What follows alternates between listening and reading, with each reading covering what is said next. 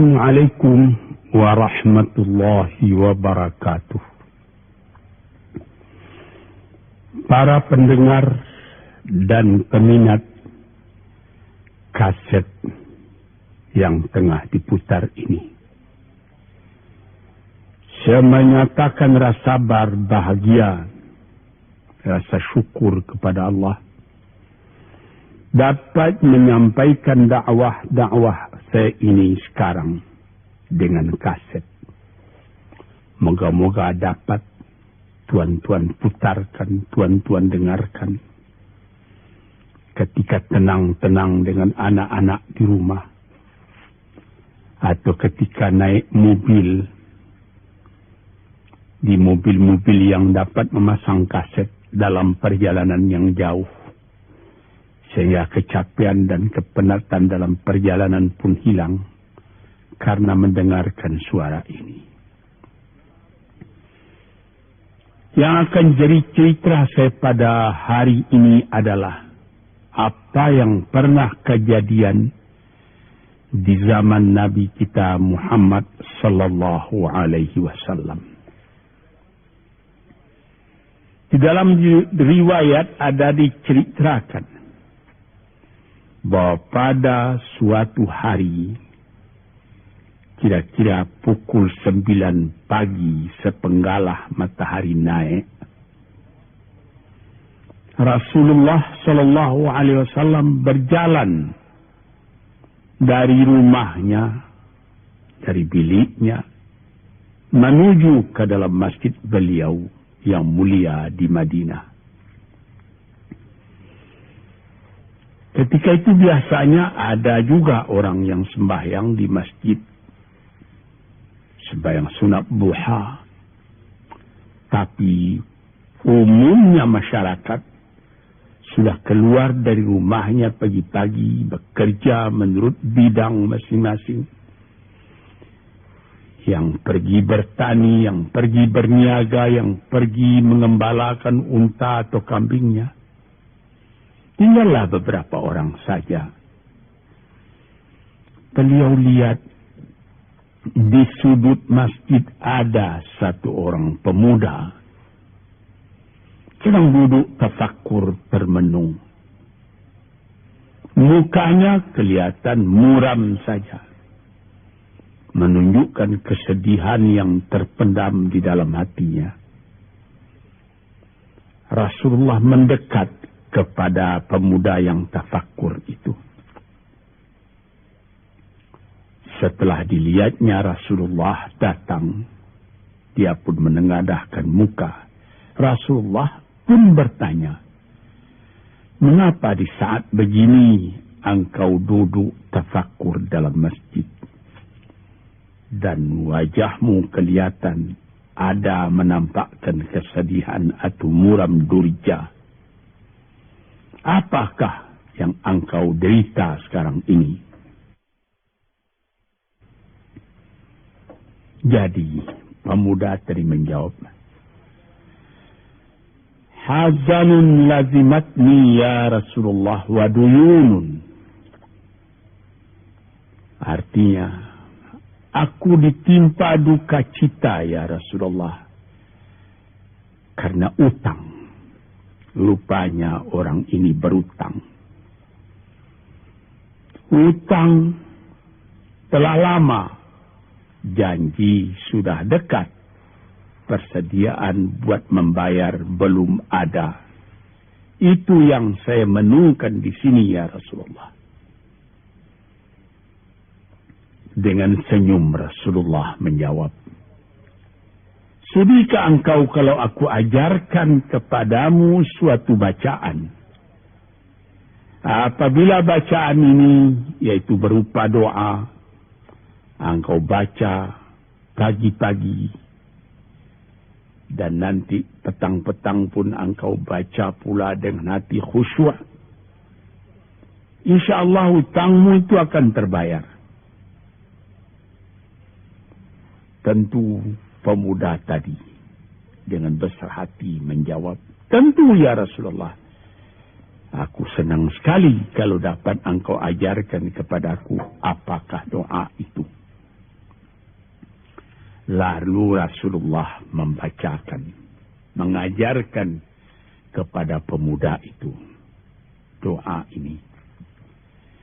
Inilah yang akan saya bacakan pula, mudah-mudahan kita semuanya dapat pula mengambil bacaan ini menjadi bacaan kita. Kita baca pagi, kita baca petang. Apa bunyinya? Allahumma inni a'udzu bika minal hammi wal hazani wa a'udzu bika minal ajzi wal kasli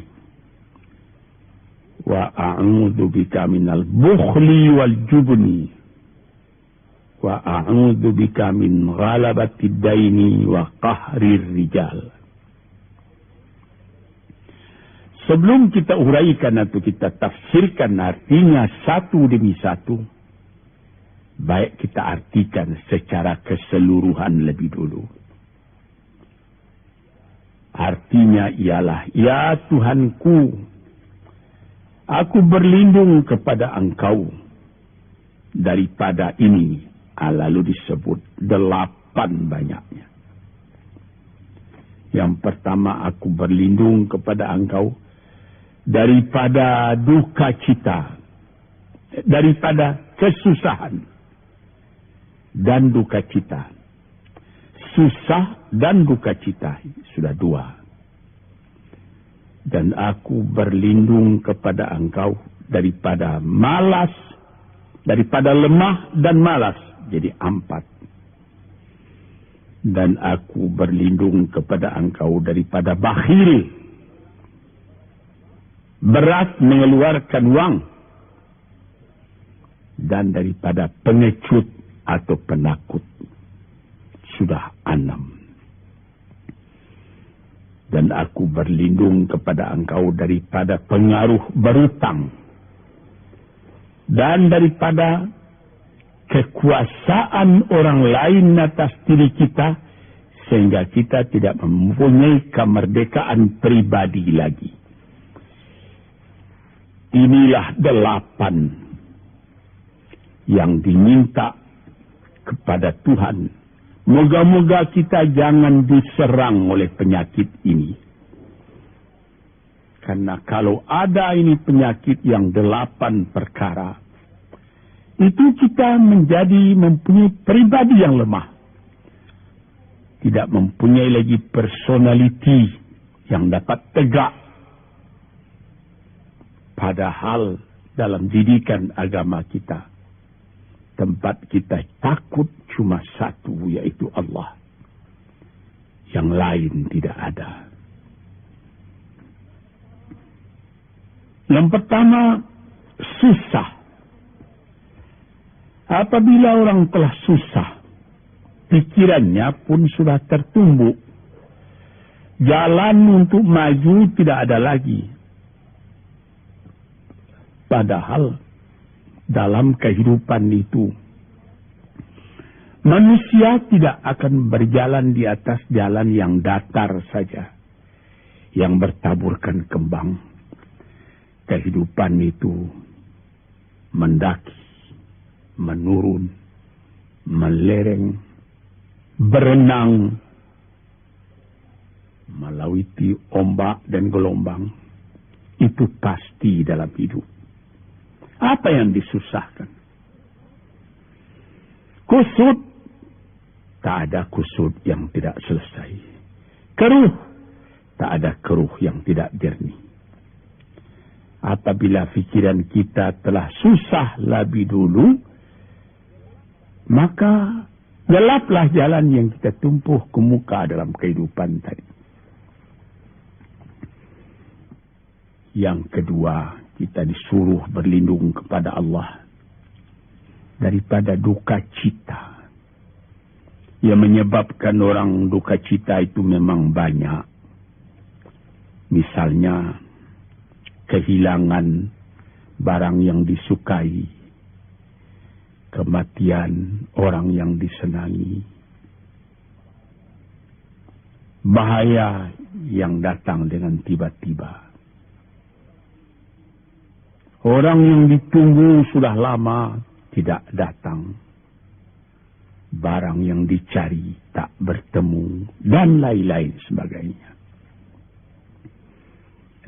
Lalu tumbuh hazan, duka cita.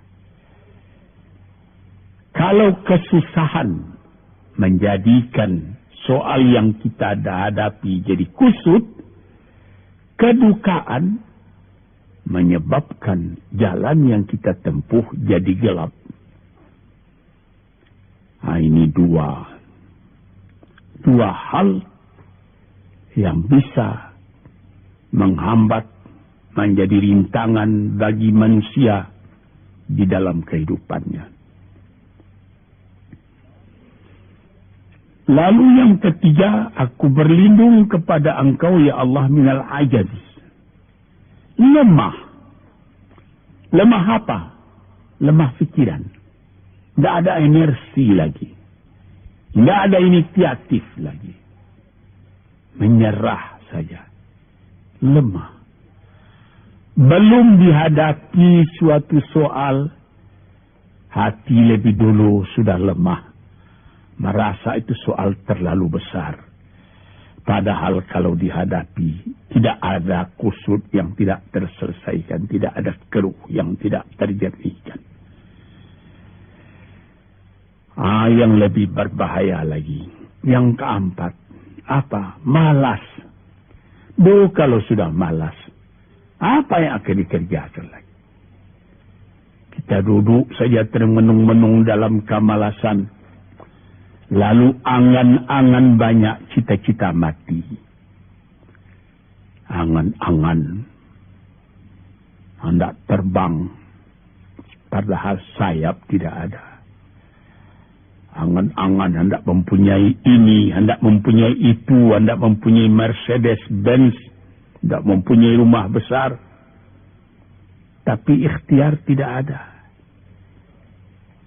Sebab itu ada pepatah dari orang tua-tua kita di zaman dulu. Dikatakannya, mati, ini di zaman penjajahan dulu nih. Mati Belanda karena pangkat, katanya. Mati Cina karena kaya, katanya. Mati Keling karena makanan, katanya. Mati Melayu atau Indonesia karena angan-angan. Ini dia. Angan-angan karena malas saja, berangan-angan. Tapi malas. Jadi tidak jadi. Dan itu membentuk juga kepada diri kita. Orang pemalas itu jalannya lunglai saja. Matanya muram saja. Tak jauh dia memandang. Ini penyakit. Itu 4 penyakit. Lantas dikatakannya lagi yang nomor 5 dan nomor 6. Wa a'udzu bika minal bukhli wal jubni. Dan aku berlindung kepada Engkau daripada bakhil dan pengecut. Ini lebih berbahaya lagi. Dikumpul-kumpulnya harta banyak-banyak. Maksudnya tadi hendak menguasai harta itu. Lama-lama dengan tidak disadarinya, harta itulah yang menguasai dia. Dia menjadi bakhil. Siang malam tidak ada kesenangan, cuma sibuk cari uang.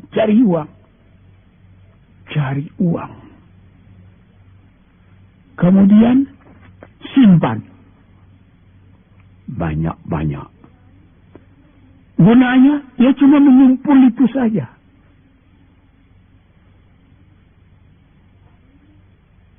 Akhirnya, berapa banyaknya orang yang mengumpul harta banyak-banyak, faidahnya tidak didapatnya.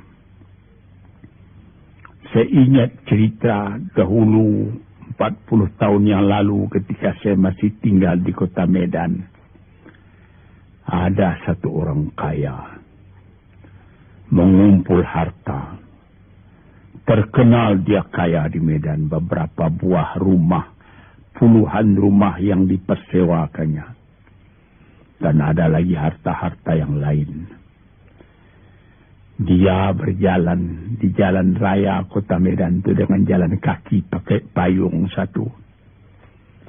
Padahal orang sudah mulai membeli mobil. Entah Cadillac lah, entah Chevrolet lah. Model-model yang terkenal sebelum perang. Anaknya mengambil faidah dari kekayaan ayahnya. Dia beli mobil dengan uang ayahnya. Lalu orang bertanya, Tuan, anak Tuan sudah naik mobil, Tuan masih jalan kaki. Apa jawab si bakhil tadi? Saya anak orang miskin, anak saya anak orang kaya, katanya. Nah, inilah orang yang bukan lagi mencari harta buat menguasai harta itu, tetapi dia mencari harta buat dikuasai oleh harta itu. Yang nomor 6 lebih jahat lagi apa? Jubun, pengecut. Pengecut ini menjadikan separuh dari kehidupan manusia menjadi gagal. Ada pepatah orang. Kalau engkau berniaga atau berusaha, meskipun modalmu tadinya tidak ada, asal engkau berani, itulah modal utama dalam hidup. Sesuai dengan pepatah Melayu atau pepatah Indonesia lama, dia katakan,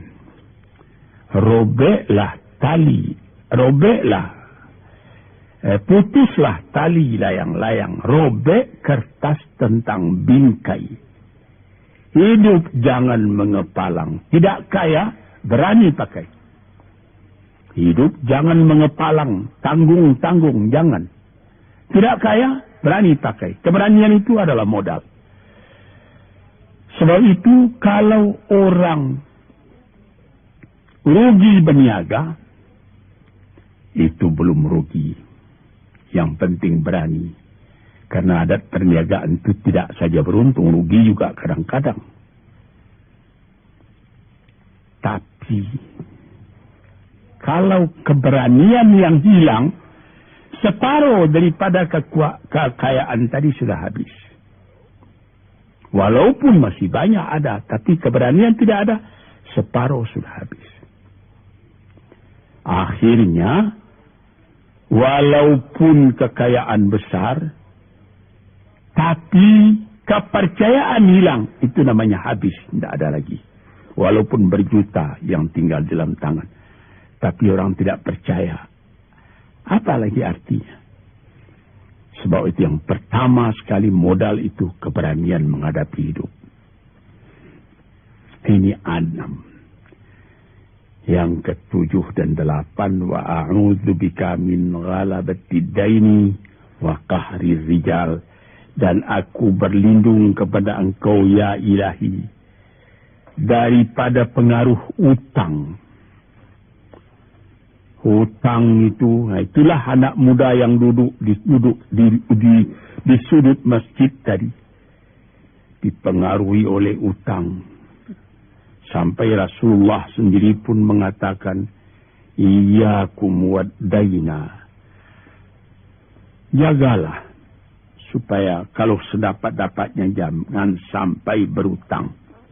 Tapi ini bisa juga berutang kalau keberanian tidak ada. Dan berani itu membuka jalan buat mencari bayarnya. Tetapi kalau pengecut, berutang lagi, itu payah buat membayar. Sebab itu Nabi mengatakan, iyyakum wad-daina. Saya dapat-dapatnya, elakkanlah supaya jangan berutang. Fa'innahu hammun bil-laili wa madhallatun finnahari. Hutang itu susah pada malam hari, mata tidak mau tidur, dengan apa imbangan hutang tadi, berapa utang, berapa yang akan diterima, sehingga mata tidak mau tidur malam itu memikirkan hutang. Akhirnya mazallatun fin nahari, kalau siang hari badan berasa hina, tak berani keluar dari rumah. Kota Jakarta yang begitu besar, bersilang siur, jalan-jalan raya, jalan Tamrin, Diponegoro, Imam Bonjol, Cut Mutia, dan lain-lain nama jalan.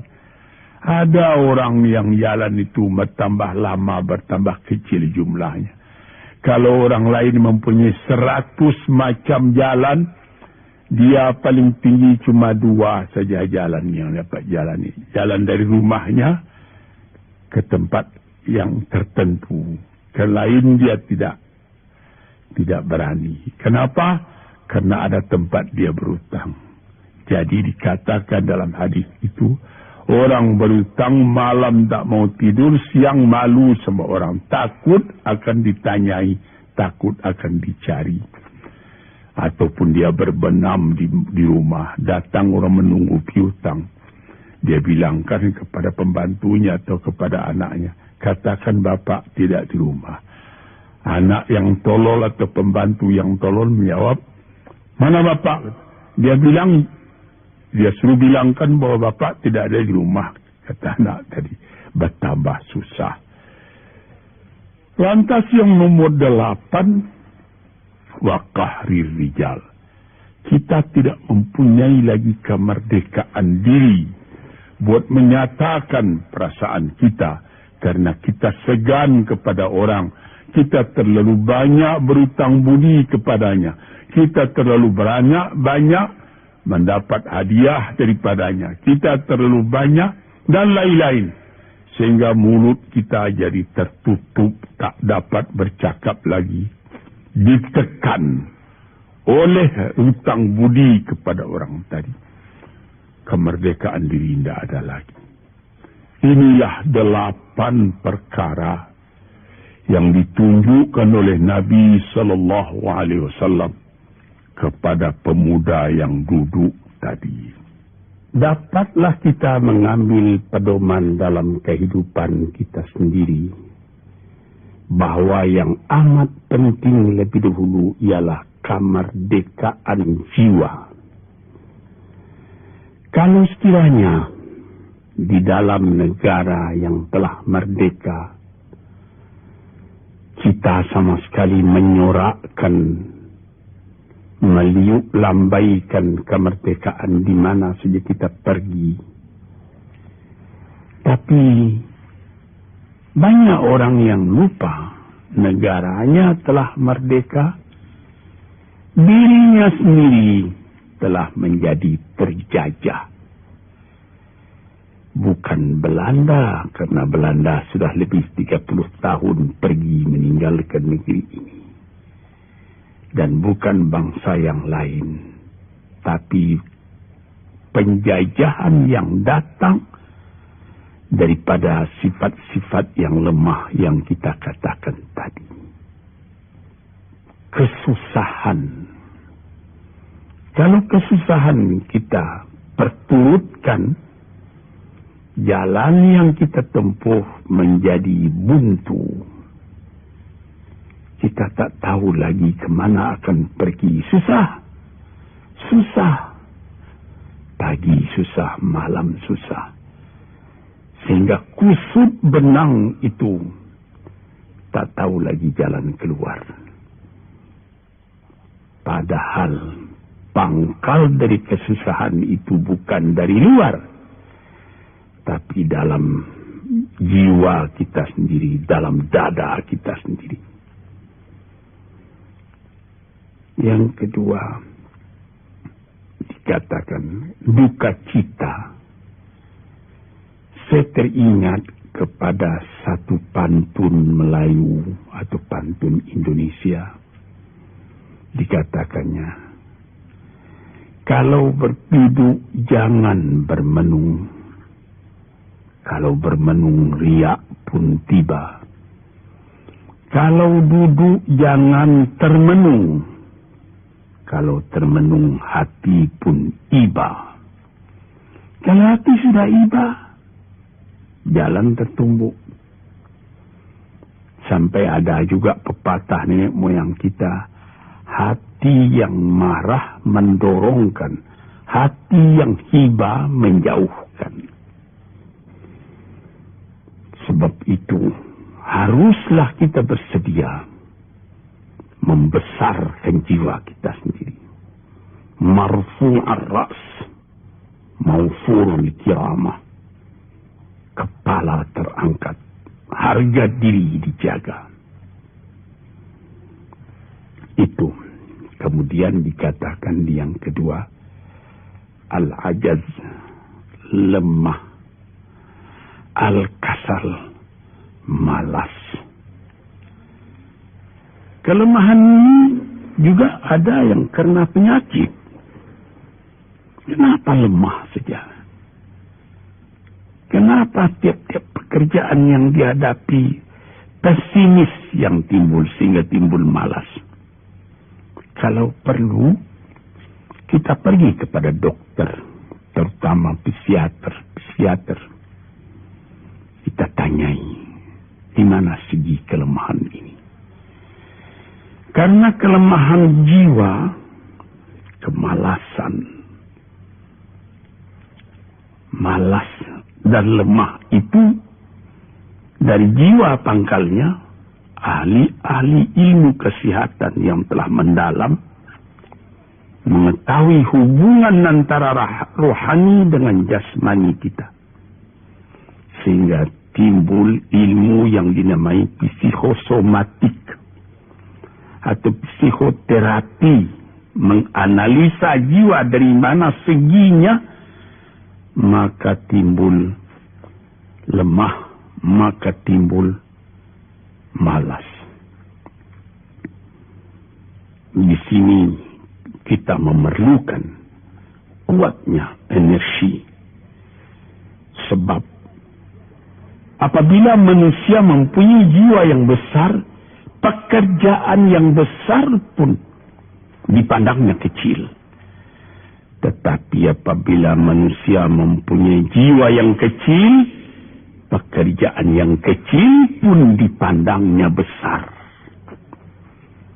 Kita misalkan saja kedua orang pemimpin yang kita cintai dan kita hormati.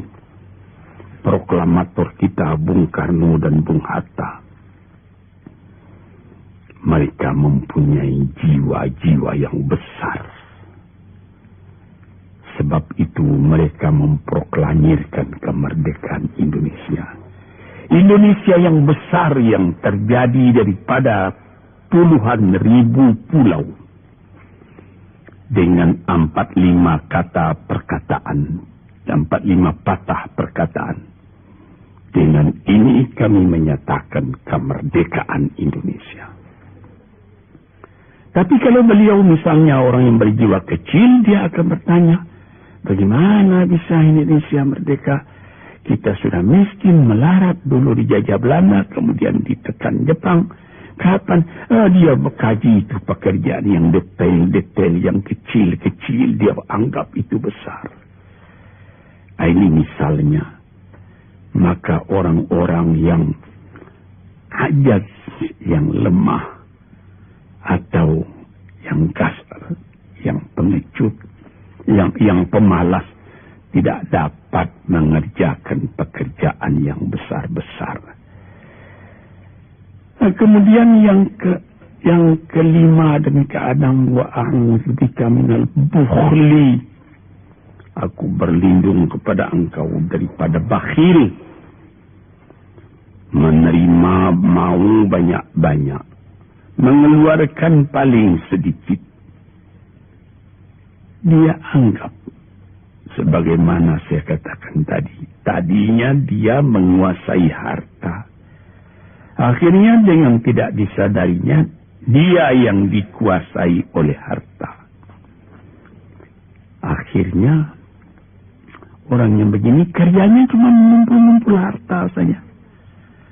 Kumpulkan harta banyak-banyak, kemudian Tuhan memanggilnya kembali ke akhirat, mati, tidak ada harta tadi yang dibawanya.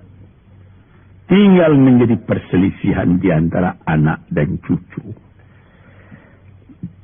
Di hari-hari yang pertama, anak tadi menangis. Ayahnya telah mati. Tapi di hari yang kedua dan ketiga, dia tidak menangis lagi. Dia berpikir, di mana kunci ditaruh ayah? Di mana simpanan ayah? Berapa peninggalan ayah? Lalu dia berkelahi. Anak tadi. Nah ini karena si ayah tadi bukhul, bakhil. Nikmatnya orang lain yang merasai, dia sendiri sengsara diperintah oleh hartanya itu. Apatah lagi yang keenam, jubun, pengecut. Dia berjalan malam hari. Kelihatannya olehnya pohon kayu bergerak-gerak. Disangkanya itu hantu. Dia lari terus. Bertambah lari, bertambah takut. Akhirnya dia pingsan karena sudah lari. Dia tidak ada apa-apa oleh orang yang berani. Ini orang yang gagal di dalam perjalanan hidupnya. Karena penakutnya, karena pengecutnya itu. Padahal di dalam keterangan agama sendiri, orang-orang yang beriman kepada Allah dikatakan, la tahinu wa la ta'zanu wa antumul a'launa in kuntum mu'minin. Jangan engkau merasa lemah. Jangan engkau merasa duka cita. Jangan engkau merasa pengecut. Engkau tinggi kalau engkau beriman kepada Allah Subhanahu wa ta'ala. Dengan iman kepada Allah Ta'ala itu kita melihat alam. Dalam keindahannya, dalam kekecilannya, yang besar cuma Allah. Kita tidak takut. Karena tidak ada satu bahaya yang akan menimpa kepada diri kita kalau tidak Tuhan yang menentukan. Ini pokok tuan-tuan para pendengar kaset yang saya muliakan. Kemudian di nomor 7 dikatakan kita berlindung kepada Allah daripada pengaruh hutang. Alangkah kecilnya jiwa orang apabila dia telah berutang kepada orang lain. Dibikin janji, tanggal sekian akan dibayar. Tanggalnya sudah dekat, persediaan belum ada. Lalu timbul kecil jiwa sekali lagi. Apatah lagi kahri rijal yang nomor 8. Yang ke-8 sebagaimana telah kita uraikan tadi ialah kahri rijal. Pengaruh orang lain kepada diri kita sendiri. Sehingga kita tidak berani lagi menyebut kebenaran. Tidak berani lagi mengatakan yang hak. Lidah telah tertutup. Mulut telah penuh dengan air sehingga tidak dapat dibuka lagi. Segan.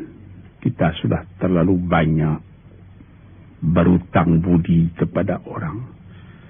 Walaupun sudah jelas perbuatan orang itu salah misalnya. Kita tidak berani lagi menegur. Dengan demikian timbullah di dalam masyarakat apa yang disebut dalam bahasa Arab munafik. Yaitu lain di mulut, lain di hati. Hati mengatakan perbuatan orang ini salah. Tapi mulut mengatakan, bagaimana pikiran saya? Bagaimana pendapat pengakuan sekarang tentang perbuatan saya ini. Baik Bapak, ini bagus Bapak, itu sudah betul Bapak. Padahal tidak.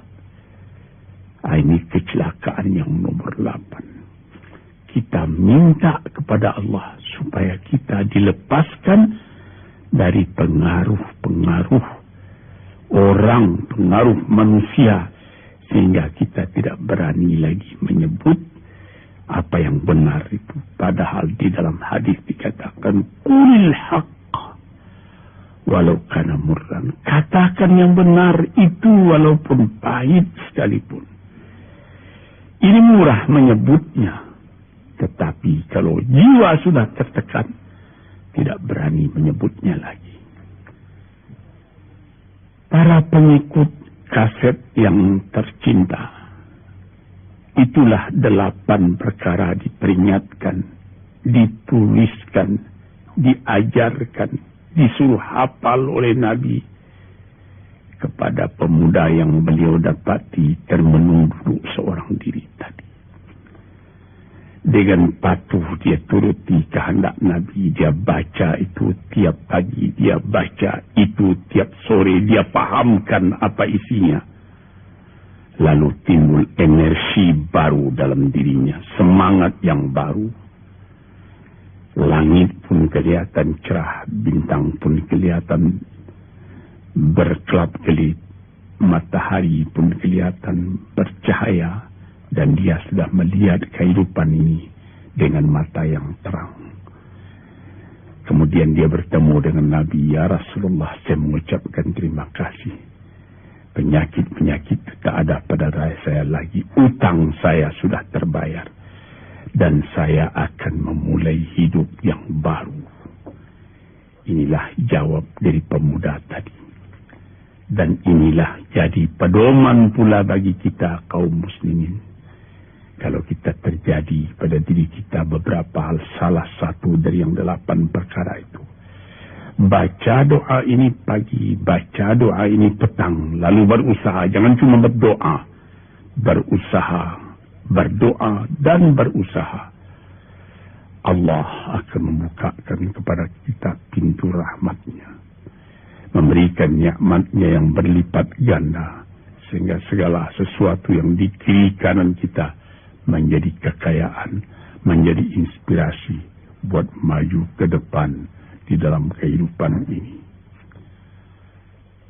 Bapak-bapak, saudara-saudara pendengar kaset yang saya muliakan, moga-moga pengaruh dari hadis ini, daripada doa ini, masuk ke dalam diri saudara, dan saudara menjadi orang muslim dan merdeka yang sejati. Sekianlah pandangan saya, moga-moga ada manfaatnya bagi para pendengar dan peminat kaset yang tercinta. Assalamualaikum warahmatullahi wabarakatuh.